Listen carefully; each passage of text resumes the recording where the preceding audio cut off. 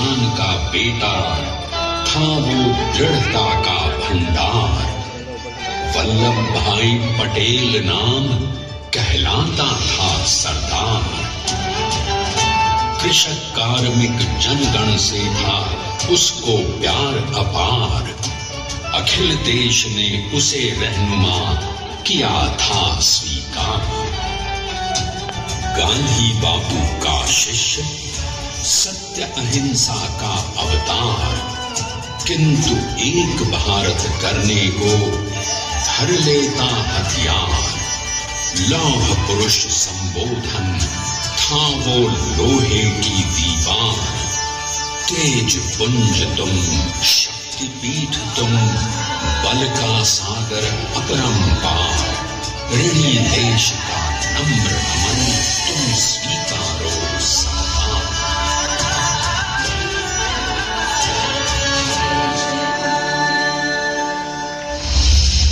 1857 में अंग्रेजों को ललकारने वाले पहले स्वतंत्रता संग्राम के एक सक्रिय सिपाही थे झवेर भाई पटेल। करमसद गांव के इस बहादुर देशभक्त किसान और उनकी पत्नी लाड भाई के 5 बेटों और 1 बेटी में से चौथे पुत्र थे वल्लभ भाई। बालक वल्लभ ने करमसद के बाद नडियाद से अपनी हाई स्कूल की शिक्षा पूरी की। फिर 13 साल की उम्र में उनकी शादी भी हो गई छोटी सी झवेर बाई से। 2 बच्चों, बेटी मणि बहन और बेटे टाया भाई को जन्म देने के बाद झवेर बाई असमय ही चल बसी। सदी बदलने और 20वीं सदी आने पर उनका जीवन भी एक चमत्कार की तरह बदला। पीडर का इम्तिहान पास करके वो वकालत करने लगे। पहले गोधरा, फिर आणंद और उसके बाद अहमदाबाद में। मगर जल्द ही वकालत छोड़कर वो बैरिस्टर बनने की इच्छा से इंग्लैंड चले गए।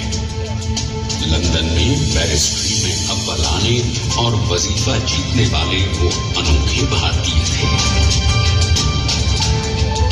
अब तो अहमदाबाद की वरिष्ठ अदालत में बैरिस्टर पटेल की जिरह और जीतों की धूम मच गई।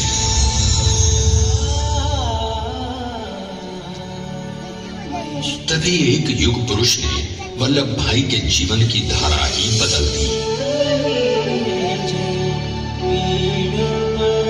दक्षिण अफ्रीका में सत्याग्रह के अहिंसक अस्त्र से गोरे शासकों को सबक सिखाकर भारत वापस आए बैरिस्टर मोहनदास करमचंद गांधी से मिलकर वल्लभ भाई ने अपने कुछ वर्षों से सीखे विदेशी व्यवहार और संस्कार हमेशा के लिए त्याग दिए और अब वो अपने खेड़ा के किसानों को हक दिलाने के लिए बापू के साथ आंदोलन में कूद पड़े।